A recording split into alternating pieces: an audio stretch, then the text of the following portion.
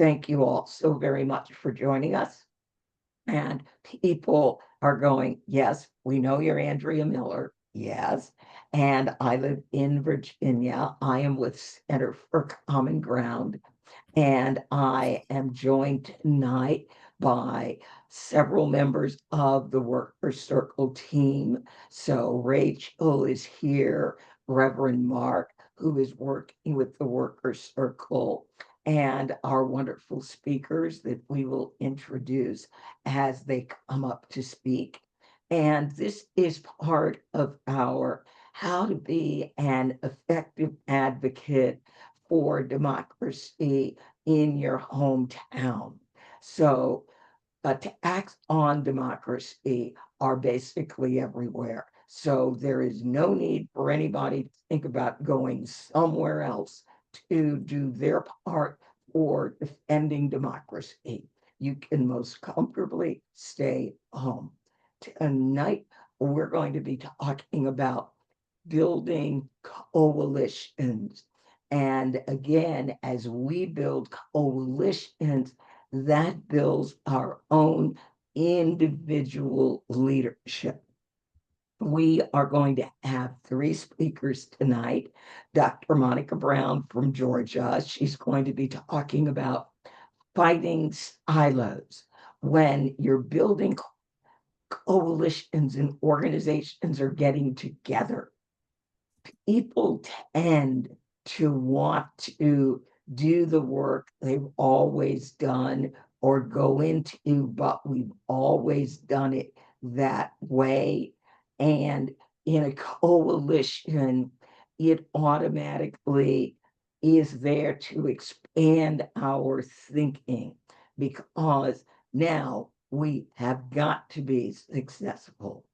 We have Susan Hudson from Idaho. And that always thrills me to hear about activism in Idaho. She's going to be talking about building coalitions for outreach to elected officials, specifically sheriffs. Janice Gay, who is right here in Virginia, will be talking about building coalitions with both the faith community and young people. And then I will be talking about, joined by our other team members, how you can build your own coalition. So great. Next slide. All right, these are going to be quick.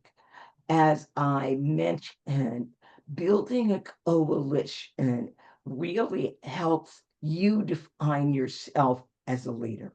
So a leader does not have to be incredibly charismatic. They don't have to be somebody that's on the news every day. If you are someone and you are working on saving democracy one small group at a time, and you have a vision, you are a leader. Next slide. Now, if you have organized anything, you've organized a carpool, you've organized an event, you have been a bus coordinator, that's leadership. It might be on a small scale, but you have to crawl before you can walk, and you have to walk before you can run. Next slide. Leadership development is really important because one person, one group, this work, it is now way too big for one anything. We need groups of groups. We need the coalition of coalition. Organizers organize individuals, while leaders, you're willing to organize groups.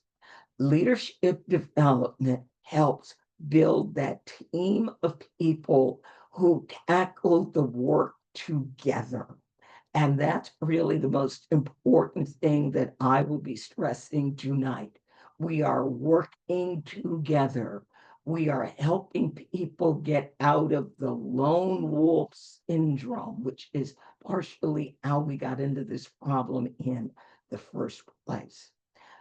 Building leadership and building coalitions is critical to building our movement and solving the problems we're in. Next slide. It gives me great pleasure to introduce our own Dr. Monica Brown, who is in Cobb County and is the leader of our Cobb County Democracy Center. She is a research policy practitioner, executive leadership, and social justice. She is a board member of the Georgia League of Women Voters, and she is a member of Georgia Team Unity. So, Dr. Monica, we're going to take down the slides. We're going to spotlight you, and you take it away. Greetings from the ATL Metro. Hey y'all, how y'all doing? Hey. One of the things that I really enjoy about Coalition is that, like you said, we can't do it all. We have one of the things when the Cobb County Democracy Center started under 2022, we started under the umbrella of the Cobb Southern Christian Leadership Conference under Dr. Ben Williams. And one of the things that we wanted to do first was survey the land. Um, who's doing what, how they're doing it, and how it's impacting everybody. And we studied that for a year and a half. We joined to assist efforts and found our niche through policy and research. That's something that Dr. Ben and I both love. And we coupled that with voter education because we're both educators. Once an educator, always an educator. And utilizing the issues that Black voters in Georgia stated were of utmost importance, we began to be intentional about who we connected to and on the issues that were most important to Black voters in Georgia. When we say get out the vote, we don't just mean telling people to vote. We always make it about the issues. And we took note of the issues or subject matter experts who were across our county, whether it be criminal justice or whether it be the Black mortality and maternal mortality rate in Georgia, or just focusing on voting and civil rights. We wanted to know who were the experts in our state, and we reached out to them because what we know is being the new kids on the block, it's sometimes hard to break into well, they call it the good old boys club. And so what we wanted, we were intentional. We took note of the issues. We wanted to ID what was of concern to our community members, and we decided that we weren't going to be um, what's the word I want to say? We didn't want to be in competition. We wanted to be collaborative, not competitive, but collaborative. What we've learned is when you're doing this type of work, sometimes people don't know how to be collaborative. So we decided, like I said, once an educator and always an educator, we did that by modeling. What are your strengths? And we decided to build on the strengths of the coalitions that came before us. Um, Having those Center for Common Ground tools were great in establishing that rapport with our community partners, because a lot of times they didn't have ways to make phone calls. They didn't have a way to write postcards. They didn't have the tools that we had at our fingertips. And we found an end, and we rolled and ran with. We took the ball and we ran. One of the things that I think when it comes to coalition is really identifying, like I said, those subject matter experts who are critical to moving the narrative. And our job was to educate the people on the narrative. The more we educated the community, the more the community was able to buy in. Again, it's not a competition, it's collaborative, it's collaboration. And being consistent. That's another thing. Coalitions need consistency.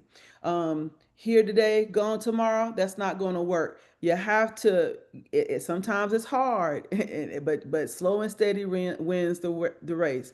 And we decided to do that. I would just say this, through our collaborative efforts, we have been able to push into university, our local university, college campus. We started out with one intern. Now we have four. And so through that, I'm so excited at the work that the Center for Common Ground Democracy Centers are able to do across the country. We empower one another. Again, it's not competition, it's collaboration, and really identifying those strengths and building on those strengths of our community partners is where we could stick our flag and being a true coalition and collaborative partner. All right, Monica, I'm feeling inspired and I love your stressing. We are not in competition with, we are working in collaboration with. And that is really the key to being able to hold a coalition together. The moment people start competing for, I need to be on the news, or my organization should be the one that gets the money, then the coalition starts to unravel and we start to lose a lot of the benefits. It's hard work to keep a coalition together. So thank you for all the work that you have done. Our next speaker, who built an amazing coalition in an amazing place, Idaho, is Susan Hudson. She heads up the Boise Democracy Circle, and her advocacy works on talking to the local sheriff. She works on voting rights, fighting mass deportations, and she is an adjunct professor at Boise State. So, John, let's spotlight Susan. Welcome so much. I am delighted to have you. I'm actually retired. And that's why I can do this work. All right, Yeah, you yeah, have time yeah. and passion. That's the important thing. Mm.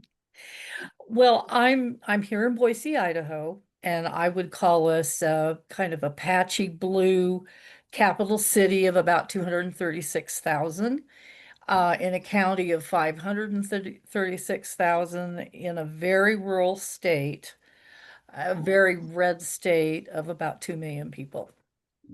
So that's our context. Our past our past actions have included some letter drops and postcards to congressional representatives and phone calls, that kind of thing, at the national and state levels. A tabling event for the SAVE Act and the John Lewis Voting Rights Act, some protest attendance, and that kind of thing. I decided to take part in the Talk to the Sheriff campaign because I felt and I feel very strongly now that ICE is our Gestapo, the detention camps are our concentration camps. This is our moment, if there ever was one, and we have to be opposed. So that's why I got involved. And the other reason was I felt it was extremely well organized and there was support for people like me to do this because I'd never done it before. So those are our reasons.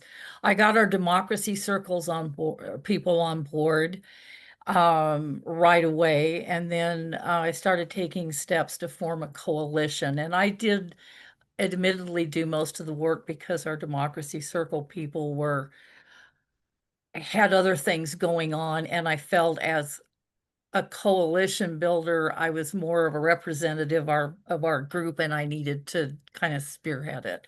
But I did check in with our democracy Circle people throughout the process. So the first thing I did was I looked up faith community websites on the internet, and I eliminated the really long-standing and the really large and the really well-known faith communities because smaller just fit my own personal style better. And I started to be seeing patterns in the websites that led to questions. And my main questions were, what were the congregations doing? What seemed to be their driving values? Were they activist? Were they taking stands and taking risks? And I evaluated them from there and went with about five or six. Chose those leaders to write a letter to, which I got from the toolkit from the campaign people. And around that same time, I attended a public library pride celebration event. And some of those same people, those same congregations were at this event plus others. So I got to talk about Democracy Circle. I talked about the Talk to Your Sheriff campaign and got contacts from them. And so added some more letters to go out. And then eventually I got about 7 faith leaders, and they all agreed that they would be willing to meet with the sheriff along with our Democracy Circle for a total of about 13 people that would like to have met with the sheriff or wanted to. I think probably the most fun thing and probably a very useful thing that we did is that I asked for their input, the faith leaders' input and their perspectives on how to approach this whole project, because they know things and do things all the time with different folks that I've not had experience with. And that really changed and shaped my whole approach. It completely changed it. I felt like my own personal kind of maybe homey style was affirmed, and I decided to take a much more conversational approach. And I wanted to get to know the sheriff as a person rather than try to convince him about an issue, because they were already cooperating pretty fully with ICE anyway. So I regularly updated people. In prepping for our actual meeting with the sheriff, well, first I had to contact him. So I went to the website and went through the portal, contacting him that way. And I got back kind of a strange response, which was, we also had a legislator on board. I forgot to say that, who is a neighbor and friend of one of our Democracy Circle members. So he wanted to meet maybe with her. But I thought, no, I'm the representative of this group. I want multiple voices there. It just didn't feel right to me. So I kept bugging him and bugging him for probably a total of 5 or 6 times. When I got stuck on about the 3rd time, I did contact our legislator who had agreed to be, on the team to go visit with him. And she did something magical in the background, I don't know what. And we got the request for questions. And I had compiled 20 questions that we had collaboratively worked on when I met with several of the, personally with several of the ministers. And I kept them in their raw form so that they had a sense of individual voices. So I had those written, I sent it to him immediately. No response, more delays. So eventually I contacted the legislator again. She did more magic, and we were given the opportunity for me to meet with the sheriff by phone, and I took that opportunity, even though it wasn't perfect, but it was what we could do. In the meeting itself, I pretty early on asserted our groups and my view of ICE, which was, quite negative, of course. But he listened to that. And in the course of our 36-minute conversation, I think we really made a personal connection. I had taught out at the prison early in my teaching career, so and had done some journalism classes and had gone along on rides with police officers, so I could appreciate his perspective and let him know that, and so that was helpful. I was able to ask him new questions just based on our conversation flow. I told him what I thought he was doing really well in his department. I had researched his bio. I'd researched his campaign values that he and vision that he had. So I was familiar with with what kind of person I thought he was. And he's doing some real good things with the community. So I made a point to tell him that. And we ended it by him saying, it's really hard for him in an extreme, he used the word extreme state like Idaho, to balance these opinions. People are in his face a lot. And he said, I just think we all need to meet each other with more grace. And I wish we could all do that. That's from him. He said at the very end of the conversation to please contact him for if anybody needed more clarification on anything. So I think it was successful in getting a bridge not only between ourselves and the sheriff. He knows that there's 13 people. He was impressed with the number of 13 people. I think maybe a little intimidated by it. So it worked out well. My main takeaways are, and this is hard for me to do, is to be able to articulate with the people you're reaching out to for a coalition, what you're doing, why you're doing it, and who you're doing it with. It's hard for me to always know. I'm kind of a process person, but that was really important. I got better at it as I went. And I would say again, recruit as many people as you can. And then really importantly, get to know them for their expertise and then use it. And when you get stuck, go to somebody else, because there's always somebody out there that knows more than you do and has those skills that maybe you need applied. And that is part of the beauty of the coalition, that you take it as far as you can, and then another team member steps up, they move Right. it further, and then you come back, and it moves from team member to team And it's member. really fun. You learn and it's fun.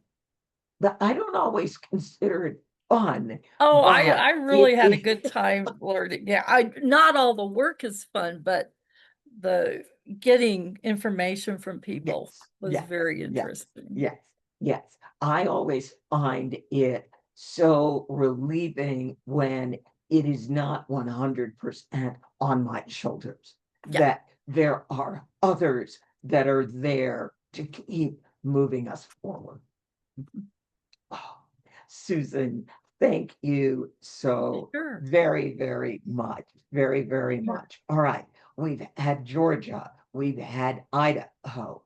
Now we are going to come to Virginia, and I'm going to bring up Janice Gay. Janice Gay is our National Phone Bank team leader. She is the Virginia Beach North Democracy Center leader. And Janice is, I should have introduced all these people as their superpower. Her superpower is building a faith community as well as a community with young people. So, Janice, take it away.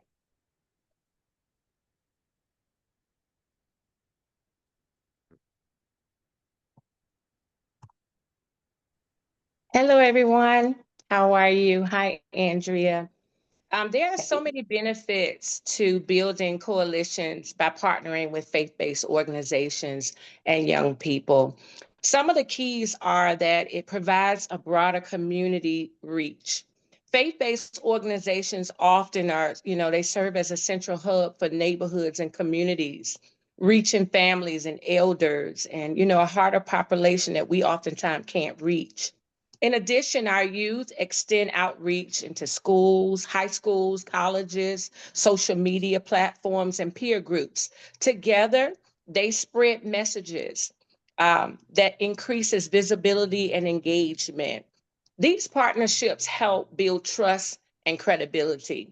Faith leaders are often trusted advisors or moral voices within their communities or neighborhoods. Young people add truth, a sense of grassroots involvement that attracts their peers, and guess what? It inspires adults.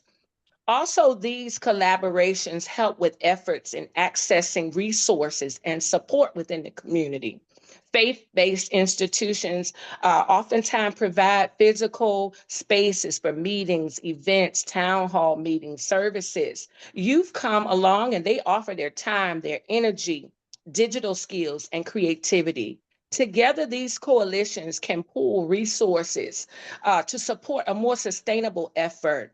More importantly, bridging generations, building trust, turning our shared values into actions.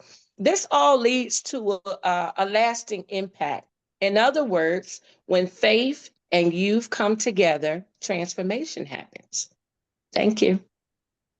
Thank you, Janice. I'm going, wow. And again, what I loved, and I put a little note in the chat, is young people attract other young people, and they have ways of doing it that as an older person, we just don't understand. The other thing is young people can give you that leg up on social media and digital skills that you may not have. So wonderful, wonderful, wonderful.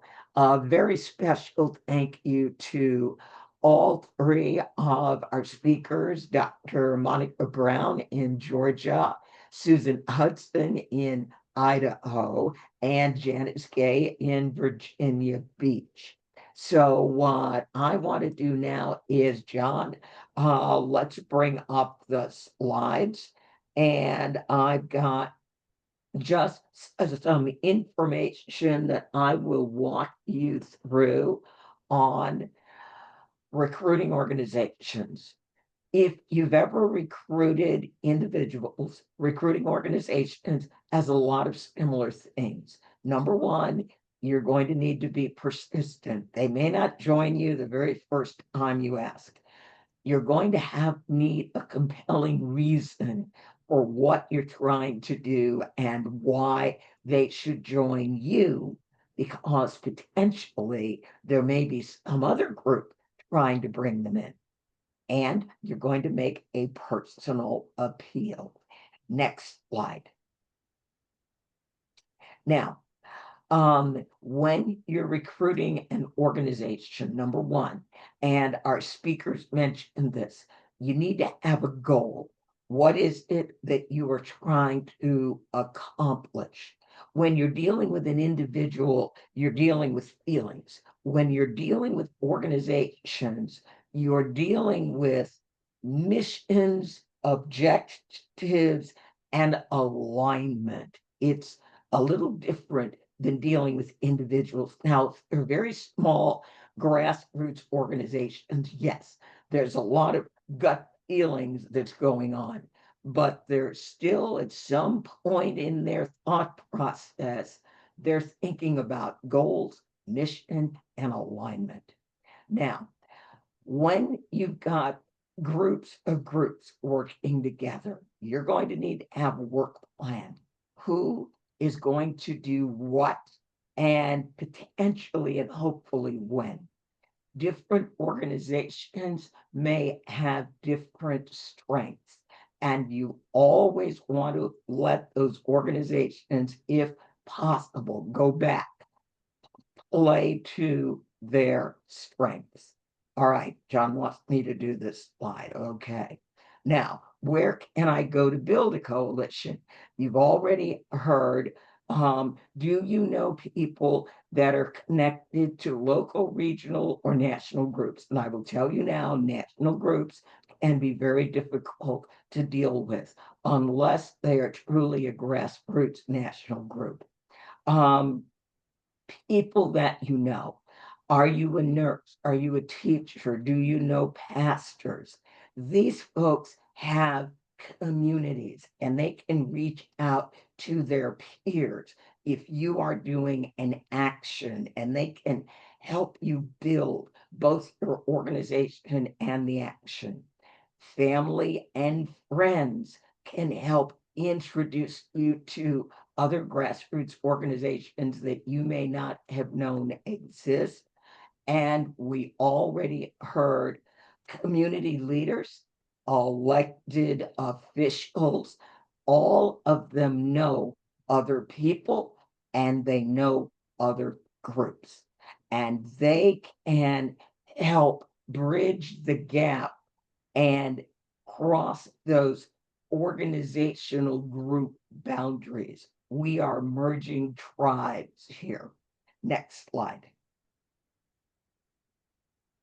Now, when you're recruiting organizations, persistence overcomes resistance. As I said, they may not want to join you on your first ask. So you're going to ask, we are working to do X. We would love to have your organization join us. Again, if you already have a relationship, the group may come on sooner than if it's a cold ask, meaning you don't really know this group personally, but you know their work and you respect it. People don't change, but circumstances do. So the organization, something may happen in your community where the groups go, we're going to need to try to work together. This is bigger than us. Or something may happen where the group gets a new leader and the new leader is more open to working with other groups. So that's why you may need to ask again. If at first you get no answer or a no, circumstances could change and that no can become a yes. Next slide. Now, they have to have a compelling reason. Why do you want them to join? Your organization would be invaluable to what we are doing because. And if you can come up with that reason on the because, and that reason resonates with the other group, they're like, wow, why have we not met before? And now you've got the beginning of a beautiful friendship, but it's a friendship of organizations. Next slide. Rewards. People do things for their reasons, not yours, and groups are exactly the same. What do your new partners want? Or what do they need? So are they trying to meet a goal for their organization? Are they trying to get recognition for the organization? Are there specific things that they want to accomplish? And they believe that your group offers a complementary skill to what they have. Or do they see the opportunity to do some very serious work and relieve the pressure and have some fun? A lot of this work is not fun, especially in this current environment where every day there is a new horror.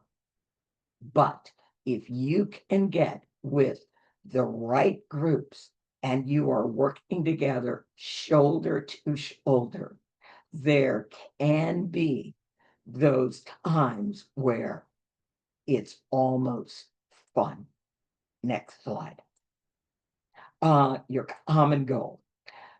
Hopefully, each group in the coalition has a slightly different strength, but you're all working toward the same goal. A coalition where the groups are working across purposes is probably not going to be a long-lasting coalition. I saw a note in the chat where, what if we're looking at a group, we're researching them, and there's a lot of stuff that we agree with, but then there's a lot of stuff that we don't. Well, the question becomes, what do you need to work with this group on? And if that other belief that they have is, well, we don't exactly believe that, but it isn't related to this, maybe if they are bringing a really strong strength. But at some point, groups begin to share what they're working on. I mean, people just talk. And depending on how much you object to what they're doing and how much they object to what you're doing, this coalition may not be able to last. So I'm saying may. I've seen them be able to work where there's an agreement. Well, I'm over here on this, you're over there on that, but we are working on this thing and we both agree we must change this.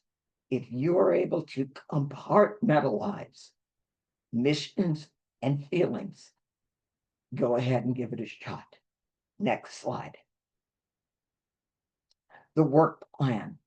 Normally when I'm working in coalitions, I taught project management for years at the college level and the corporate level. So I tend to like to work with groups, figure out what the tasks are, who's going to do what, how are we deciding who's going to do what, and if we disagree, how are we going to resolve the conflict? So these things are all things that you need to think of and potentially resolve when you are building a coalition. Because now, instead of a couple of individuals, it is groups and potentially several groups. So who's going to do what? How do you decide? And if there is a disagreement, what are you going to do to resolve it? Next slide. Teaming agreement. In a lot of the coalitions where I am involved, or Center for Common Ground is involved, and even our C4, National Women's Political Caucus, money is going to change hands. And when money is going to change hands, normally there is an MOU, a memorandum of understanding, a teaming agreement. There might be an agreement of some kind where it literally sets up, this is what I'm doing, this is what you're doing, and this is how we are going to work together, trying to avoid conflicts in the future by organizing and legalizing our way around them.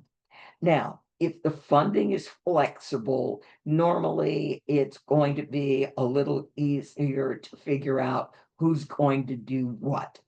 If the funding is fixed, there's a funder and they are giving money for doing X, and your organization does X, and the other coalition partner doesn't do that. Will you be able to come to an agreement? Well, we're going to get this money, you're not going to be a part of it, or how do you work that out? Or Us in Virginia, there are so many things that we do where there is absolutely no money involved at all. So the 9 groups, we're able to work together very, very well because nobody's going to get any money for whatever it is that we do. So that's just our reality. Next slide. I'm going to skip over this because I am going to do the make a connection. Go back one slide, John. I am going to do that. Make a connection. Yeah, there we go. All right. Now, coalitions like individuals, we want groups that share our views. I already talked about what if we're working on this one issue, but we each have issues on the side that are not related to this at all, and we disagree.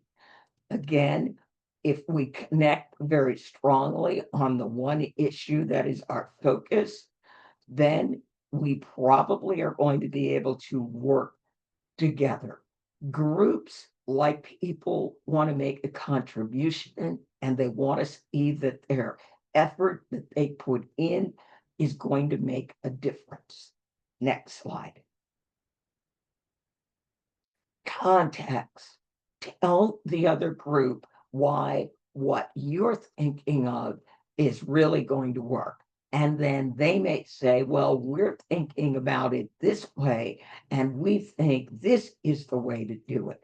Well, if you can come up with a way to work through this, then you're beginning to really start to meld your organizations. You're going to want to, and Susan talked about this, understand each other. And Janice talked about building trust, as did Dr. Monica. As you understand what the other group is trying to do, and they see and understand what you're trying to do, and all the groups see, together we can make a bigger difference faster maybe than we could alone. People nod and shake their heads and they say, we really see the benefit of doing this. Next slide. Ask for firm commitment. When you're dealing with groups, especially if they're grassroots groups, it may sound like a really good thing that they want to be involved in. And then there's something else that happens somewhere else and they want to go over there. So when you're building a coalition, it's kind of like a marriage. You really want a firm commitment that they are going to hang in there and they are going to do what they have agreed to do. And we're all working toward a desired outcome. And if you believe this is going to work and others begin to share your beliefs, then this is potentially going to advance whatever your cause is even faster. All right. Next slide. All right. You have to have something for that other group to do. Nobody really wants to join something and then there's nothing to do. It's like, well, we had a bunch of stuff that we were doing. We came over here to join you, and now we don't have anything to do. Never let that be how your coalition goes. So when you recruit that other group, in mind, you've got a task that you want them to do where they might be able to teach you some things watching them work on this. So always, always be willing to learn something new. They don't do it the way you would approach it, and you're going, well, we never thought about doing it that way, but darn, that seems to be really effective. Next slide. Always be warm, friendly, and enthusiastic when you are recruiting. And here's another really, really, really the most important goal of being an individual working in the movement, recruiting organizations. Know what winning looks like. It may be that what your group is going to do is not going to win the war. It may be setting up for another group to come in and win a really important battle. So when you are doing any movement work, know what I am doing as an individual, what my organization is doing, know what winning looks like. Next slide. I'm going to skip that. Yeah, I'm going to skip this one too. This is a big one, not connecting. When you are trying to meld multiple groups together, all right, you want to be able to share your successes. And I don't call it failure, I call it lack of success. And you're going to want to be able to produce a positive learn from that. Like Sharon, I love what you said when you were trying to get a meeting with this sheriff and it just wasn't working. It wasn't because you weren't trying, for whatever reason, it wasn't working. So it went to another member of the team. They were able to accomplish at one thing that you weren't able to do. That was not a failure.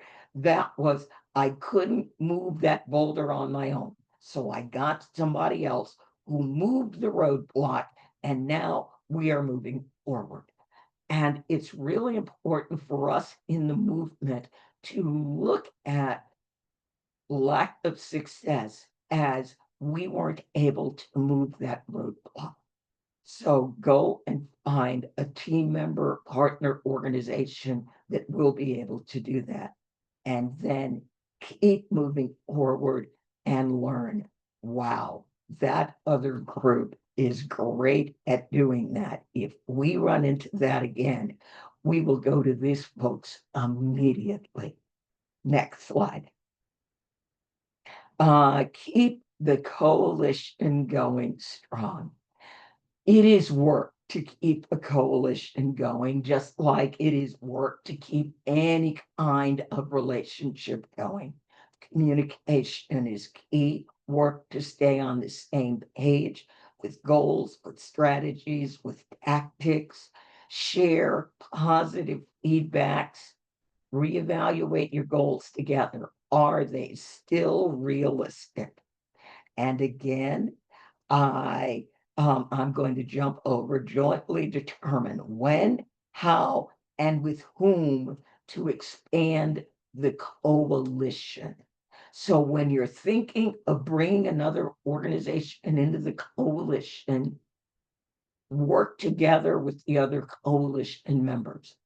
Is there friction with one or multiple other groups with this group that you want to bring in?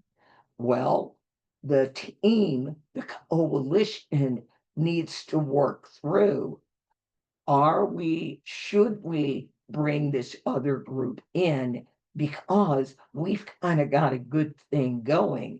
And are we going to bring in people who are going to start splitting us apart? And now the last two, as I said before, know what winning looks like and who's going to organize the victory party. All right. Thank you very much. I'm going to announce two events and then I will take any questions that you have. We've grown to be a bigger group than I was expecting. The Center for Common Ground is having our annual gala Sundays, September 14th from 7 p.m. to 9 p.m. It's going to be very, very, very, very interesting because we're going to be talking about Virginia. We are having an election, and we will start voting literally in a month. We will also be looking at Georgia and North Carolina, two of our partner states that have very critical elections. Is there anybody on planet Earth that is not aware of what is going on in Texas?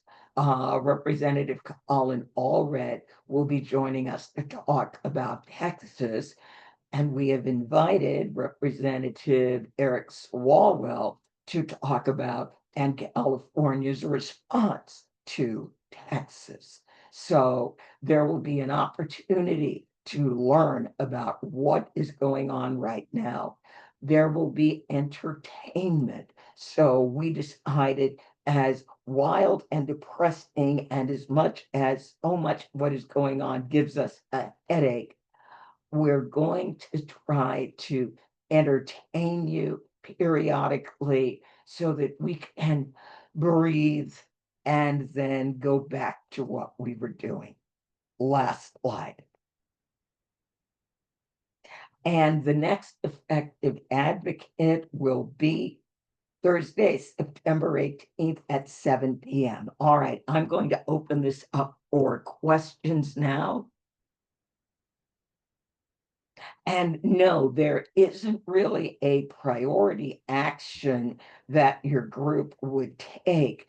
If you are looking at building a coalition, think about what groups do work that is similar, complementary to you, and has people in it that you would feel very good partnering with and working together. Just like we work with the Workers Circle. We met them, we did a couple of things together, and then it was like, we really love working with these folks.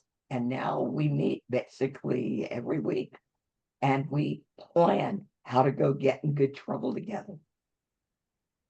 Andrea, will you send out an email for the 18th? You will. Yes, there will be an email for the 18th, and everyone who's signed up for this event will get an email that will have the recording, it will have the chat, and it will have some curated notes. So yes. Thank you kindly. Always. We know each other from quite a while ago. I know, won't get your hair any know. grayer, as I don't want to get mine, but we know each other a long. Couldn't resist. A little Oh, humor. I love it. I love it. All We right. need a little humor.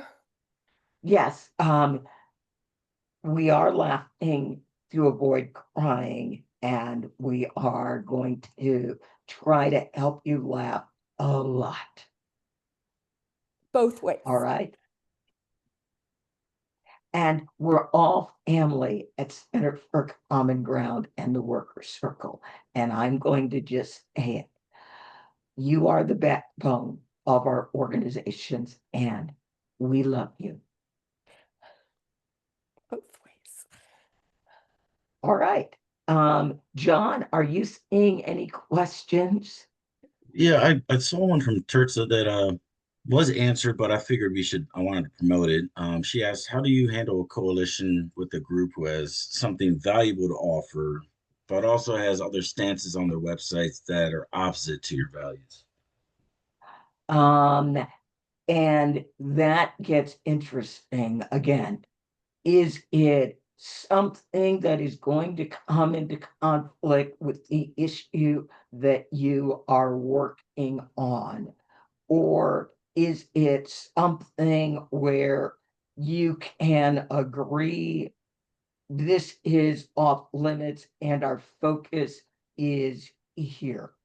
One of the things that we are looking at Center for Common Ground is we have the voter file for several states, and we are looking at what can we do to be a better coalition partner for more groups. And we've realized that for some states, we are going to have to look at acquiring the voter file outside of our C3. Because as a C3, legally, there are certain types of organizations we cannot share information with them. So that's something that we are grappling with right now. I don't think any of our other organizations object to what we do. Well, actually, some of the organizations that we will be sharing with, they want information only on, quote, voters from a certain party.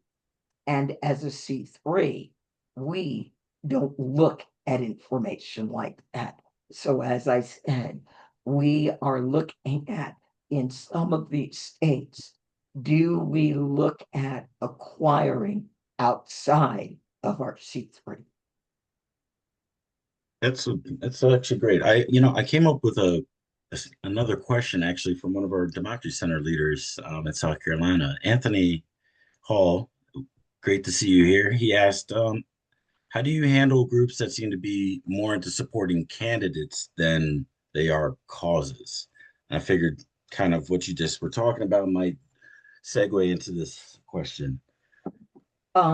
Yes, and that is one of the reasons why we almost immediately chartered a 501c4 in Virginia that would be able to handle candidates. So our 501c3, we do outreach and turnout for Black voters on some elections. We will do other voters of color, like in Texas and Florida, Black voters, Hispanic voters. We chartered National Women's Political Caucus because we realized in Virginia, we were getting all these women candidates who were running for office. Many of them were very good candidates, but they were not getting any support from anybody. And we were like, we want these women to succeed. So we came up with a slightly different model in Virginia. We have the C4. Now, anything that the C4 does using C3 tools, C4 has to pay for it. At taxes. So next we had a message from Megan Albert. She said, "Thank you so much for your insight. So much of my social circle is just exhausted. Most of the other young people I know are barely able to take care of themselves between rent and work. They're just unable to get involved in community events. How do you target individuals and organizations that can actually get involved?" It's a great question. Well, as Susan said, people that are older and are retired, we have the time. It is very, very difficult, I know, for younger people and people of lower income to develop the time and have the time to go to meetings, to go to protests, to do this, to do that. So is there something else that they do? Or is there something that they need? Most of our democracy centers deal with people who do not have the time and or the means to engage in activism. So the way they engage with that community is they engage through service. They provide feeding programs. Lynchburg, they actually built houses for people who were formerly homeless. That gives them the ability to establish trust and to meet people where their needs are, and to let people begin to see how they can utilize their needs to begin to change their political reality, which is what is causing so many of their problems. I think that about wraps it up for questions. Thank you so much, Andrea, for taking the time to address the chat. All right, yes, yes. And then on the time, using the ground, my question, I've got another question. How do you make, I can't read the question, John, it's from iPad. Let's Such as see. Latino essential workers unhoused reentry. How do you make, oh, there, let me move that. Found it. How do you make groups, groups like each other enough to, again, I can't see the question. Okay, let's see. It says, how do you make groups like each other enough to work together in elections when the election process has failed them, such as recent citizens such as Latinos, essential workers, unhoused, etc. Yes, yes, yes. And again, we work with people where they are. So as we go into communities with democracy centers and we are providing food, when we are in a low income community, I sometimes say hungry people don't vote because government is not working for them. So we make sure that people begin to get fed. Many of our folks ask people, you're here. Are there neighbors that should be here that don't know to come here? So we begin bringing more people in. And as you bring people in and you're feeding them, it gives you the opportunity to have conversations with them and then invite them to other things where you can say, we've invited a candidate for this office to come and speak with you. We actually are doing courses for Caritas. They have a program where people who had substance abuse issues and it ended up homeless get new skills, new training while they end their substance abuse. And that's one of the things that we had an opportunity to do. We brought in a local city councilman to talk about what they did and what they saw and how long it took to get anything changed. And then we brought in a state delegate who talked about what they were working on and why it was important to reach out to people who were elected, and then going back even further to elect the people who would want you to reach out in the first place. And when we started, there were about 6 people there who said they didn't vote. They thought voting was nothing. It couldn't change anything. Nobody worthwhile ever ran for office. All elections were fixed. By the end of the last session, people were coming up and shaking our hands and saying, I never knew or understood how that worked. This is amazing. I'm going to have to give that voting thing a try.